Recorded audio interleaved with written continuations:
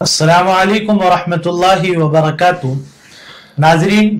اللہ رب العالمین کا شکر ہے، احسان ہے کہ آج ہماری پوڈ کاسٹ میں موجود ہیں حضرت مولانا شاکر صاحب فیضی دامت برکاتہم، امام و خطیب مسجد سلطانیہ راجپورہ برہانپور۔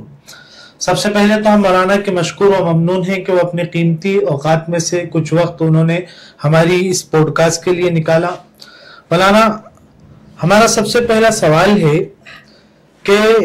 اس نازک دور کے اندر علماء کی کیا ذمہ داری ہے اور انہیں کس انداز سے کام کرنے کی ضرورت ہے؟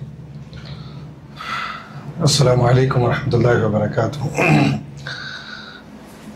الحمدللہ والصلاۃ علیہ اما بعد۔ دیکھیے، جس دور میں ہم زندگی گزار رہے ہیں، اس دور میں ہمیں کیا کرنا ہے، ہماری کیا ذمہ داری یعنی علماء کی، یہ کسی سے ڈھکی چھپی بات نہیں ہے۔ ہمارا تعلق انبیاء علیہ السلام سے ہے، ہم بار بار پڑھتے ہیں اور اپنے خطبات کے اندر بھی بار بار اس کو کہتے ہیں، العلماء ورثۃ الانبیاء۔ جب یہ چیز ہی ہمارے ساتھ جڑ گئی ہے تو یہی چیز ہم کو بتاتی ہے کہ ہمارا کیا کردار ہے، ہمارا کیا کام ہے۔ یعنی انبیاء علیہ السلام نے جو اپنی زندگی میں اپنے قوم کے لیے، اپنی امت کے لیے کام کیا ہے دین کا، بس وہی وراثت میں ہمیں ملا ہے، ہمیں وہی کام کرنا ہے۔ یہ ہے کہ ہر دور کا ایک طریقہ کار ہوتا ہے۔ یوسف علیہ السلام کے دور میں مصر کا ایک طریقہ کار الگ تھا آپ کے کام کرنے کا، حضرت موسیٰ علیہ السلام کے دور میں ایک طریقہ کار الگ تھا، اللہ کے نبی صلی اللہ علیہ وسلم کی زمانے میں ایک معاملہ الگ تھا۔ اسی طریقے سے ہمیں حالات کا جائزہ لینا ہے۔ میں وہ علماء جو میرے اساتذہ کی گنتی میں آتے ہیں، میرے جو اکابرین بڑے، ان کو نہیں، بلکہ جو میری ہم عمر ہے یا جو نئے نئے فارغ ہو رہے ہیں، چونکہ الحمدللہ 8 سال کا اللہ نے تجربہ دیا ہے، اور اساتذہ کرام کی جو باتیں، جو نصیحتیں وقتاً فوقتاً ذہن میں آتی ہے، انہی کو سامنے رکھ کر مد نظر رکھ، انہی سے یہ پیغام میں دینا چاہوں گا علماء کو کہ حالات کا جائزہ لے کر، علاقائی، شہری اور ملکی حالات کا جائزہ لے کر، ہم جس علاقے میں چاہے امامت کر رہے ہو، چاہے خطابت کر رہے ہو، جس کسی بھی چیز کی خدمت آپ کر رہے ہو، حالات کا جائزہ لے کر آپ کو کام کرنا پڑے گا۔ اور اس کے لیے ہمیں ایک چیز تو کہ طریقہ کار،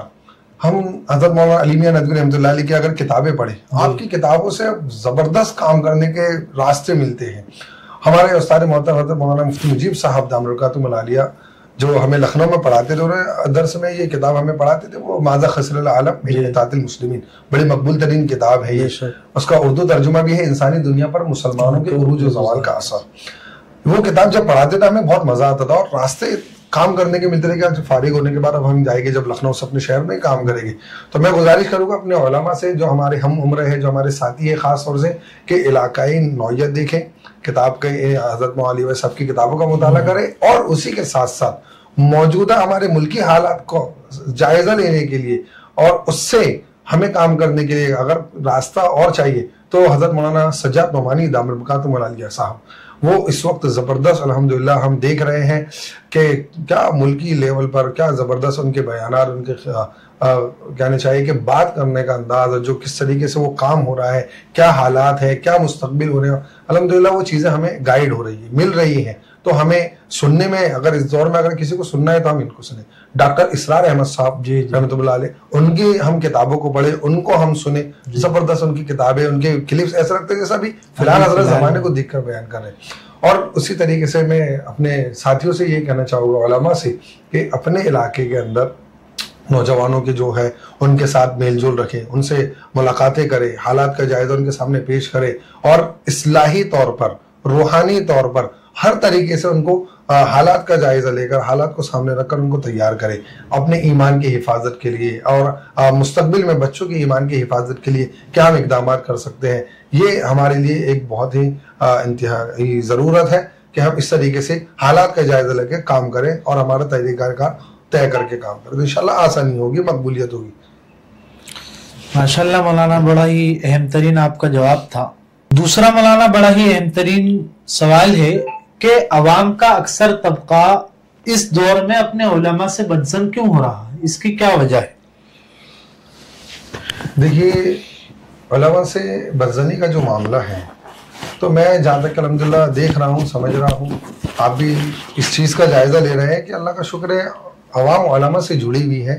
بدزن تو کوئی نظر نہیں آتی. ہاں وہ لوگ جو یہ چاہتے ہیں کہ بس ہر میدان میں علماء آئیں, ہر میدان میں علماء کام کریں,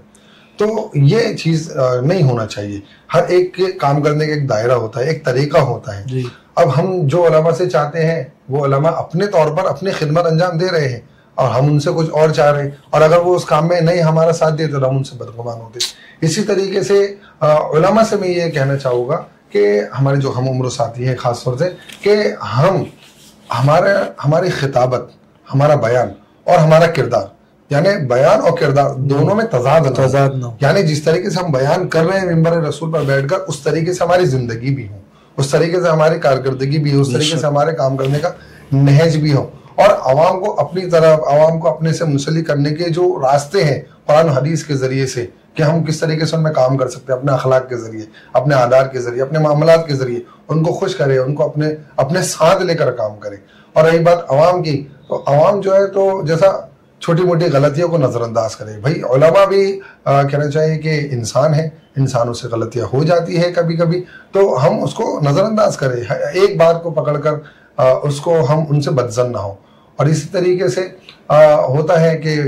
خطابت ہوتی ہے, امام صاحب بیان کرتے ہیں, تو اس میں عوام کیا کرتی ہے کہ مثال کے طور پہ آپ نے سود پر بیان کیا, آپ نے شراب پر بیان کیا, اب اس میں وہ انسان بیٹھا ہوا ہے جو سود دینے والا ہے یا شراب پینے والا ہے. اب کیا ہوتا ہے کہ جب مجلس ہوتی ہے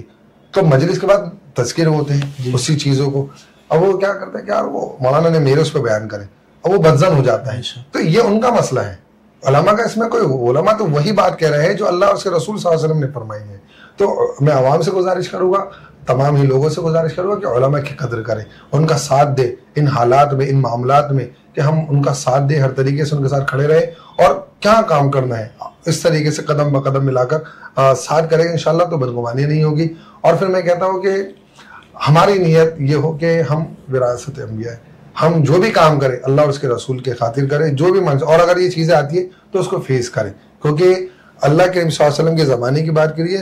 یا نبیوں کے اور دیگر, ان کے زمانے میں بھی ان کے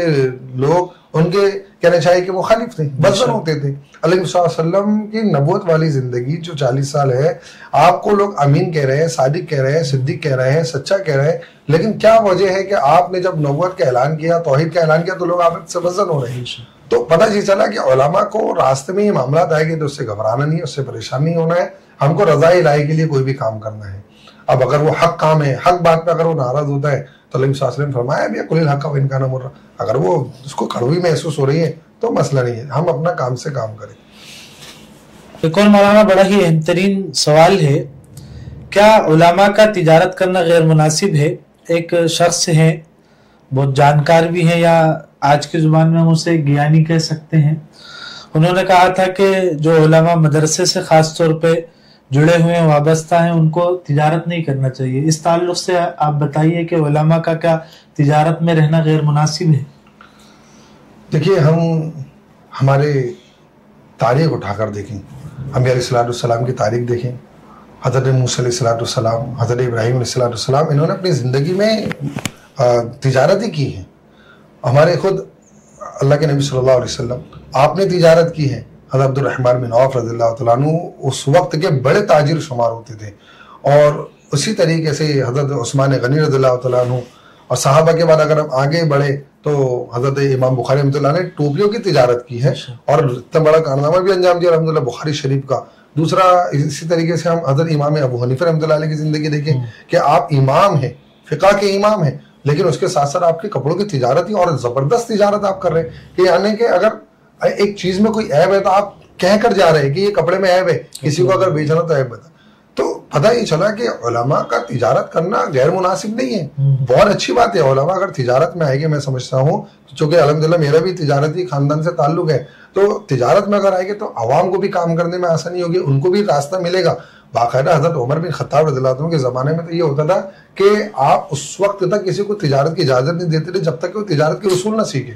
تو کتنی اہم بات ہے, یعنی تجارت اسلام ہی سے نکلا ہے, اسلام ہی سے تجارت نکلا ہے, تو ہمیں اسلامی طور پر تجارت کرنا چاہیے, بہتر مناسب ہے وہ جو صاحب اگر جو کہہ رہے ہیں تو ہو سکتا ہے انہوں نے کوئی چیز دیکھی ہو. اب ایک یہ چیز ہے کہ علماء کو اللہ نے جو ذمہ داری دی ہے علم کی, وہ علم انسان نے اگر سیکھا ہے تو اسے چاہیے کہ اس علم کو کہیں نہ کہیں عوام کو فائدہ پہنچائے. آپ اگر جس بھی تجارت میں جیسے آپ بھی جانتے ہیں میں بھی جانتا ہوں, کئی لوگ ایسے ہیں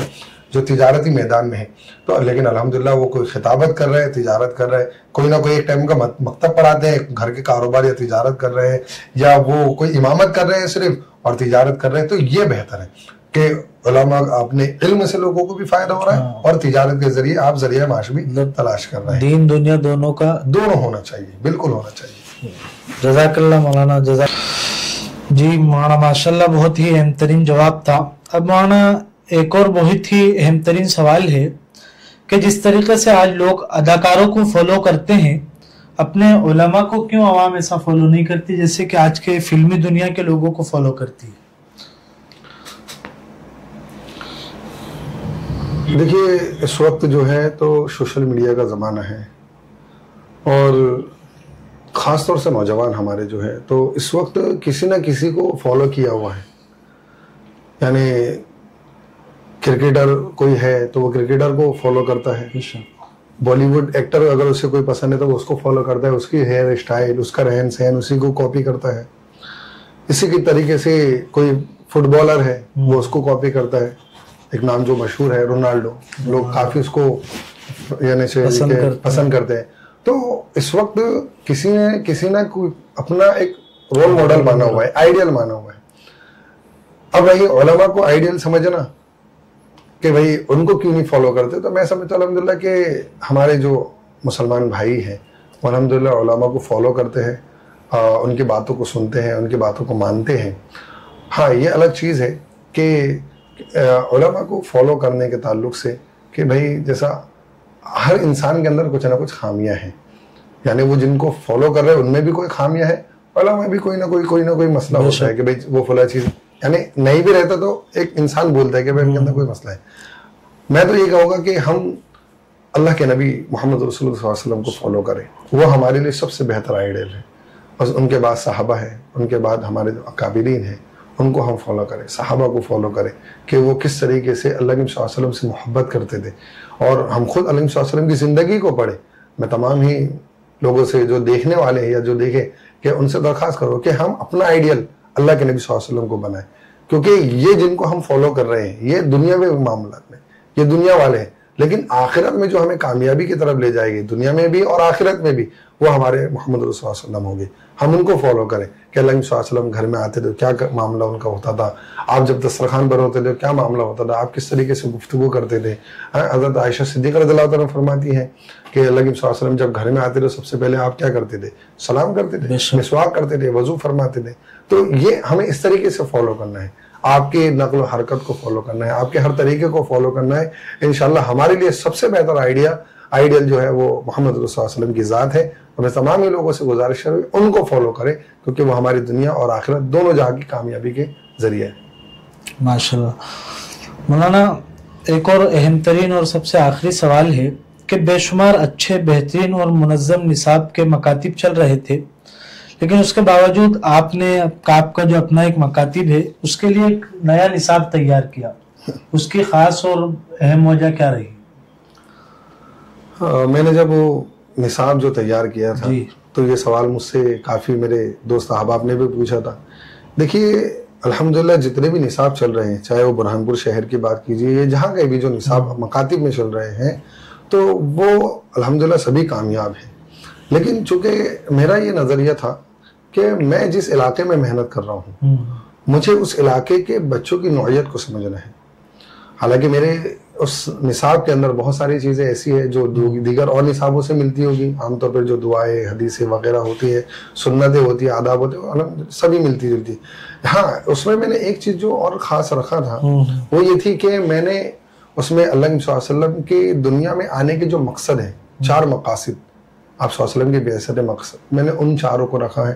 دوسری چیز میں نے خلفائے راشدین کی سیرت, اور خاص طور سے میں نے چونکہ لڑکیاں بھی مدرسے میں پڑھتی ہیں, لڑکے بھی پڑھتے ہیں, تو میں نے حضرت خدیجہ رضی اللہ تعالیٰ عنہ کی جو خدمات ہوتی تھی وہ ان کو اس میں نے سیرت رکھا ہے. حضرت عائشہ رضی اللہ تعالیٰ عنہ نے اپنی زندگی میں اپنے شوہر کی خدمت کے ساتھ ساتھ علمی کیا خدمات دی ہیں. چونکہ لڑکیاں بھی پڑھنے آ رہی ہے تو ان کے سامنے وہ چیزیں آنا چاہیے. اسی طریقے سے میں نے بہادری کے اندر، چونکہ اس وقت ہمارے مسلمان بچوں کو یہ چیز بھی دیکھنا چاہیے کہ ہمارے صحابہ میں کیسی بہادری تھی، ہماری تاریخ کن بہادروں سے ملتی ہے، کن شاہینوں سے ملتی ہے. تو ان میں حضرت خالد ابن ولید رضی اللہ تعالیٰ عنہ ہیں، انہی کے اندر حضرت سلطان ٹیپو رحمۃ اللہ علیہ ہیں، انہی کے اندر حضرت کہنا چاہیے کہ اور بھی دیگر جو اورنگزیب رحمۃ اللہ علیہ کی سیرت ہے، سلطان صلاح الدین ایوبی، سلطان محمد فاتح، ان تمام اور بھی دیگر لوگوں کے واقعات الحمدللہ ہم نے ان کی مختصر سی زندگی اور انہوں نے اپنی زندگی میں کیا کارنامے انجام دیے وہ چیزیں ہم نے رکھے تاکہ بچوں کو ایک آئیڈیا ملے، ایک طریقہ ملے کہ اچھا یہ لوگ بھی گزرے. حضرت ابن عمار رضی اللہ تعالیٰ عنہ کے ہم نے اس میں واقعے لکھے ہیں، ان کی زندگی لکھی ہے کہ وہ اپنی زندگی میں کیسے بہادر تھی اس طریقے سے. تو اس لیے میں اپنے اس نصاب کو اپنے لیے خاص سمجھتا ہوں، اور حالانکہ میں اس کا اشتہار نہیں کرتا، نہ ہی میں کسی کو کہتا ہوں کہ بھئی میرے نصاب کو پڑھائیے. حالانکہ اللہ کا شکر ہے کہ وہ نصاب کچھ ہمارے ساتھیوں کو بڑا پسند آیا تھا تو انہوں نے اپنے مکتب میں شروع بھی کر چکے ہیں. یعنی سمجھو کہ میں نے اس سال الحمدللہ لگ بھگ 1000 کتابیں چھپایا تھا، تو وہ الحمدللہ قریب 500 550 کتابیں جا چکی ہے، 600 کتابیں. تو اپنا نصاب ایک چیز ہے. میں نے اپنے علاقے کی نوعیت کو سامنے رکھا ہے، بچوں کی ذہنیت کو سامنے رکھا ہے. تھوڑا مالی اعتبار سے بھی میں نے ان کتابوں کو بہت سستی قیمتوں میں، یعنی 50 روپے کی، اس طریقے سے اس کو رکھا ہے سہولت کی لحاظ سے.